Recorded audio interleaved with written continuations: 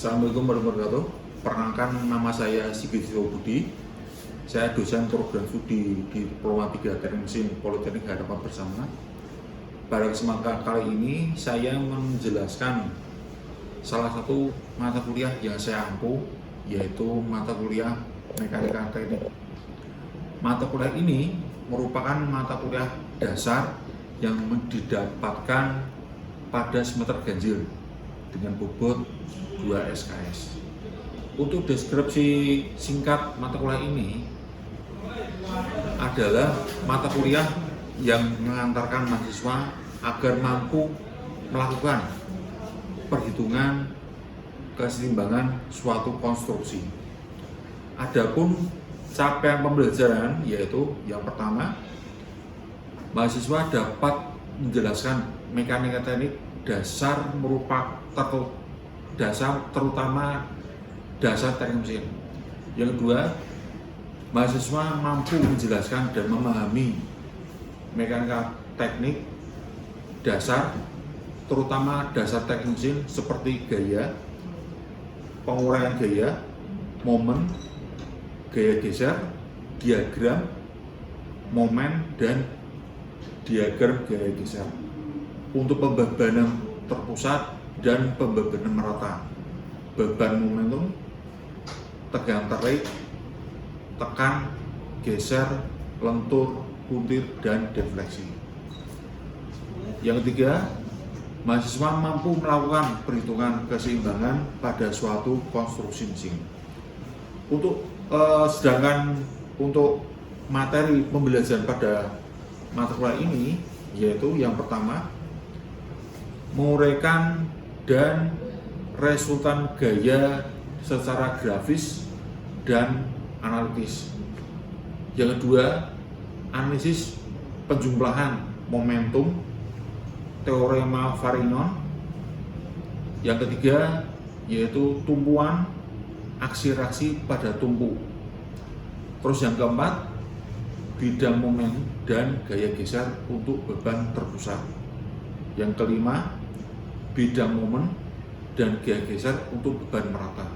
Terus yang keenam, bidang momen dan gaya geser untuk beban berputar. Selanjutnya, untuk metode pembelajaran mata kuliah ini, saya menggunakan dua metode, yaitu yang pertama metode ceramah, terus yang kedua yaitu metode diskusi.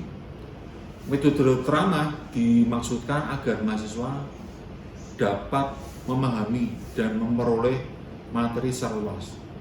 Dan kemudian untuk metode diskusi dimaksudkan agar mahasiswa berdiskusi dengan teman dan dosen mengenai masalah yang dihadapi dan menemukan solusi yang terbaik dalam proses pembelajaran tersebut.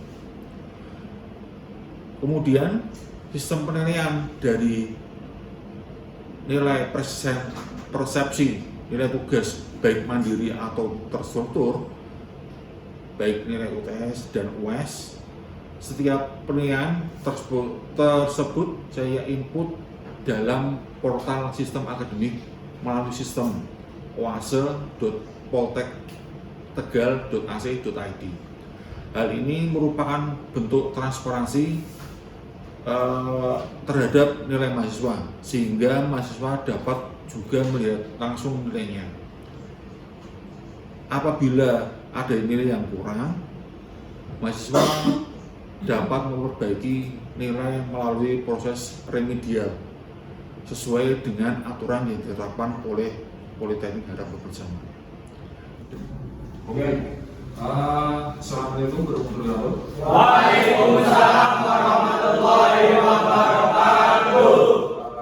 Ketemu lagi dalam pertemuan pertama kali ini, kita membahas mekanika teknik. Ada yang tahu nggak? Belum, Pak. Ini untuk sejarahnya ada yang disebut dengan Isaac Newton. Ini yang pertama kali menemukannya. Untuk mekanika tadi itu adalah ilmu fisika yang paling tua, yang nanti akan dituliskan dalam hukum Archimedes. Nah, itu ada yang prinsip dasar hukum Archimedes itu adalah gaya atom. Kemudian yang kedua adalah hukum perumusan kombinasi vektor gaya dan oleh Stefanus yang kemudian akan dirumuskan dalam prinsip-prinsip statika. Terus yang ketiga itu adalah hukum Newton, yaitu hukum gerak serta hukum gravitasi. Ini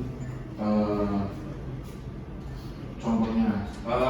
Untuk hukum tadi dibedakan menjadi dua mekanika. Yang pertama adalah mekanika benda tegak atau yang disebut dengan mechanics of rigid body. Terus yang kedua adalah mekanika benda berubah bentuk atau yang disebut dengan mechanics of deformation. Yang ketiga yaitu mekanika fluida. Ini nanti kamu pelajari untuk semester 2 berikutnya. Nah, kemudian ada disebut dengan mekanika benda tegak. Yang pertama ada statika, terus yang kedua adalah dinamika. Kalau statis itu apa yang mempelajari di sini? Yaitu kita mempelajari tentang benda dalam keadaan diam. Kalau benda bergerak itu namanya dinamis. Kalau kamu di sini benda ke belakang, benda ke depan, benda ke samping itu dinamis. Nah, pada benda tegak ada yang bisa berubah. Contohnya ini benda tegak itu tidak berarti benda itu harus diam, tetapi tetap mengalami perubahan deformasi. Contohnya ada benda yang diterima tetapi umumnya deformasinya kecil sehingga tidak mengalami kondisi keseimbangan atau gerakan struktur yang dibentuk, maka untuk itu dia berbeda. Terus yang kedua ada konsep dasar. Ada yang pertama ada ruang, itu adalah wilayah geometris yang ditempati oleh benda-benda yang posisinya dijelaskan oleh ukuran linear dan sudut relatif. Terus yang kedua yaitu waktu, adalah ukuran suksesi peristiwa merupakan besaran dasar dalam dinamika. Terus yang ketiga massa, itu adalah ukuran perkembangan suatu benda yang merupakan hambatan terhadap perubahan kecepatan. Terus massa tadi juga dapat sebagai jumlah dalam tubuh. Terus massa adalah suatu benda yang mempengaruhi gaya tarik gravitasi antara benda tersebut dan benda yang lain. Yang keempat, konsep dasarnya itu yaitu gaya, adalah aksi suatu benda terhadap benda lain yang terutama sebuah gaya cenderung untuk menggerakkan tubuh ke arah yang lain. Terus yang kelima adalah partikel, artinya di sini ada benda yang dimensi dianggap mendekati nol, sehingga kita dapat menganalisis sebagai massa yang konsentrasinya pada suatu titik. Oke. Untuk rigid body, kamu nggak rigid body itu apa? nggak tahu. Itu adalah benda kaku. Artinya itu ada benda yang dianggap kaku sehingga perubahan jarak antara kedua titik dapat diabaikan untuk tujuan ada. Nah, yang karena tadi itu disebut dengan skalar dan vektor. Yang pertama yaitu besaran skalar adalah suatu besaran yang hanya dikaitkan dengan besaran, contohnya waktu, volume, massa jenis, kecepatan energi dan massa. Nah, contoh besaran vektor adalah perpindahan, kecepatan, percepatan, gaya, momen, dan momentum. Nah, kalau kecepatan tadi adalah skalar, itu adalah bentuk dari besaran skala tadi. Kemudian untuk vektor bebas, yaitu vektor yang tindakannya tidak terbatas pada atau waktu terkait dengan garis unik dalam ruang. Itu misalnya jika sebuah benda bergerak tanpa rotasi. Terus yang ketiga, vektor geser. Itu memiliki garis aksi yang unik di dalam ruang angkasa, tetapi untuk titik aplikasinya yang unik bukan misalkan pada gaya eksternal bekerja pada benda tegak. Kemudian ada yang disebut dengan gaya yang diterapkan pada titik maupun di sepanjang garis kerjanya tanpa mengubah efek dari benda secara keseluruhan. Nah, untuk vektornya atau vektor, yaitu vektor yang titik penerapannya ditentukan. Aksi dari gaya tadi dapat dideformasikan atau tidak kaku atau ditentukan oleh vektor tetap pada titik. Kemudian ada yang disebut dengan konvensi untuk persamaan diagram dan persamaan benda. Oke, ini ada garis ke atas, ini ada V, terus di bawah atau disebut dengan main V. Yaitu itu adalah arah vektor yang memiliki kepalapanan untuk menunjukkan arahnya. Artinya di sini adalah V plus, yang ke bawah adalah main V. Oke.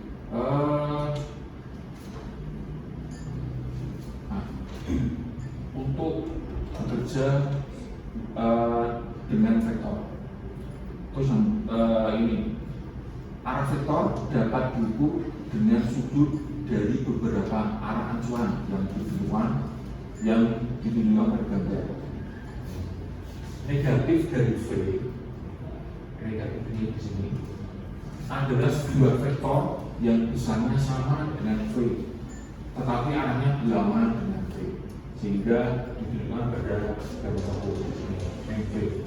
Kalau ini cos V. Terus yang kedua, vektor harus mematuhi hukum kombinasi jajar jajar, yaitu hukum ini menyatakan bahwa dua vektor V1 dan V2 diperlakukan sebagai vektor bebas. Vektor bebas ini artinya bebas bergerak kemana saja. Ini bisa ke atas, bisa ke bawah, bisa ke kanan, bisa ke kiri. Untuk gambarnya dapat digantikan oleh vektor ekuivalen yang merupakan diagonal jajar bidang yang dibentuk oleh V1 dan V2 sebagai suatu dua sisi, sehingga ditunjukkan pada gambar. Ini ada V1, ini ada V2.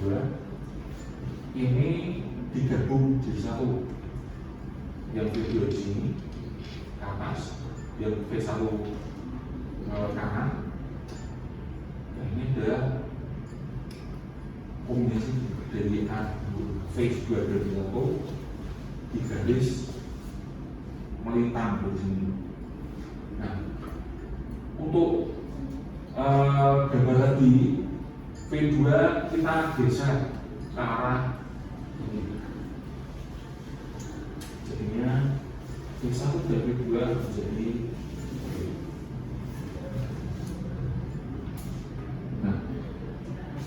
kombinasi yang tadi disebut penjumlahan vektor diwakili oleh persamaan vektor V sama dengan V2 dan V1, V2 dan V1 adalah V sini, dimana tanda tambah bila digunakan dengan besaran vektor berarti vektor dan bukan vektor penjumlahan skala. Untuk jumlah vektor besaran skala dua vektor ditulis dengan cara biasa seperti V1 dan V2. Geometri jajar ketiga menunjukkan bahwa V1 sama dengan V1 ditambah V2. Jadi jelas. Ini ada perbedaan antara V1 dan V2. Nah, untuk perbedaan tadi ada dua vektor yang dimudahkan diperoleh dengan menambahkan V2 atau V1. Kita gambar 3, di mana prosedur segitiga atau jaring ini digunakan. Nah, selisih antara antara kedua vektor tadi dinyatakan dengan persamaan vektor di mana tanda minus menunjukkan tanda pengurangan vektor. V1 V2 V sama dengan V1 dikurangi V2. V1 dikurangi V2. Kalau ke bawah artinya minus, kalau ke atas plus. Nah, ini bentuk dari V1 dan V2. Kali ini kamu buat segitiga besar atau jajar-jajar juga boleh. Nah, hukum Newton. Kalau hukum Newton itu ada berapa macam? 3. Yang pertama yaitu sebuah partikel tetap atau bergerak dengan kecepatan seragam. Ya, ini artinya dalam garis lurus dengan kecepatan konstan. Jika tidak ada ketidakseimbangan kekuatan, maka yang bekerja pada hukum kelembagaan. Yang kedua, ini jika resultan daya yang bekerja pada benda sama dengan nol, maka benda yang mula-mula akan diam, tetapi diam, dan benda yang mula-mula bergerak lurus berapa akan tetap bergerak lurus tidak kurang. Ini contohnya apa? Contohnya kalau kamu naik mobil terus sukanya rem dada, apa yang terjadi?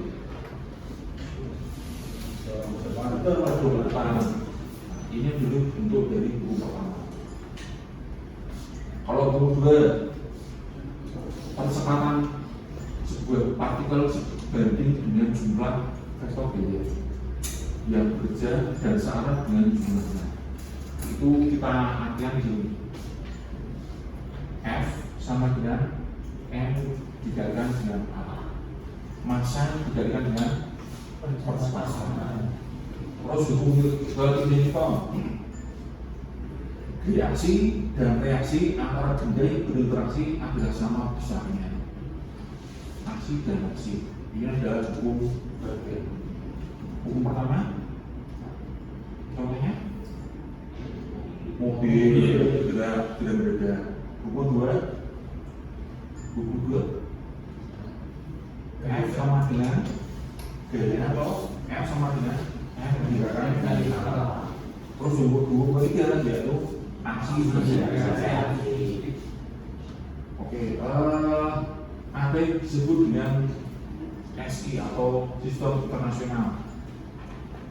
Kalau hukum gravitasi itu Newton ada yang disebut dengan dua partikel dengan massa m akan saling tarik menarik yang sama dan berlawanan dengan berbeda. Dan F aksen di mana F besar F dinyatakan dengan F sama dengan G itu gravitasi, M itu adalah massa dibagi M. Dalam mekanika tadi ada besaran pokok yang disebut dengan dimensi, yaitu panjang. Dimensi itu ada panjang, ada massa, ada gaya, dan ada waktu. Nah, ini bentuk-bentuk dari acuan pada sistem internasional.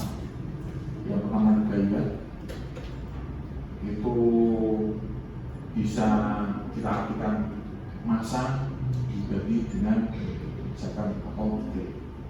Kemudian ada gaya itu notasinya ada Newton. Yang ketiga ada percepatan dinotasikan massa per sekali kuadrat. Kemudian ada momen yang artinya Newton meter atau Newton milimeter. Kemudian ada massa yaitu kilogram. Kemudian panjangnya meter atau milimeter. Dan gayanya itu artinya W besar. Kemudian tekanan artinya Newton per meter kuadrat atau dengan Pascal. Kalau tegangan itu MPa, artinya mega Pascal. Oke, ada pertanyaan tidak? Ada Pak, Ya. izin bertanya Pak. Pada materi kali ini saya masih belum paham Pak, apa itu statika Pak? Statika. Iya. Ini statika. Nah, statika itu artinya benda dalam kegantian. Kalau bergerak itu dinamis. Kalau dia berarti statika. Ada dia pertanyaan? Pak, izin bertanya, Hmm? gimana sih tentang hukum Newton pertama, bisa tolong dijelaskan? Oh ya. Newton pertama. Nah, contohnya biasa seperti tadi kita bergerak di atas. Kamu ada kereta yang di atas itu dia rel, terus kita bergerak oleh masinis.